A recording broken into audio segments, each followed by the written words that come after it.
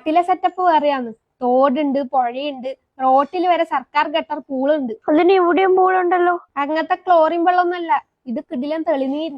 ഞാൻ അമ്മയോടൊന്ന് ചോദിച്ചു നോക്കട്ടെ.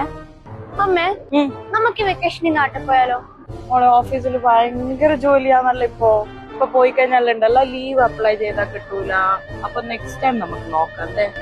അമ്മ നോ പറഞ്ഞത് വികച്ചി. നീ കുർത്തി വാങ്ങി വാളം പുളിയെല്ലാം കണ്ടിട്ടുണ്ടാ? അതെന്താ സാധനം? അതാന്ന്.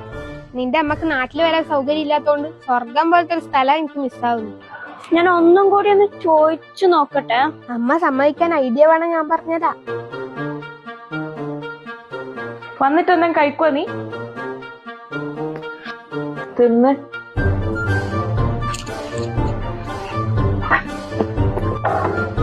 വാതില് തുറക്ക്.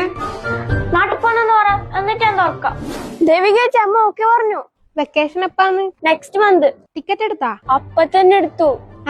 എന്നാ ഞാനൊരു ലിസ്റ്റ് അങ്ങോട്ടേക്ക് ഇടാം. അതിൽ അണ്ടിപ്പരിപ്പ് വാങ്ങിയിട്ടില്ലെങ്കിൽ ലിസ്റ്റ് എന്തായാലും വാങ്ങണം. പിന്നെ ഐഫോൺ തന്നെ വാങ്ങിക്കോ.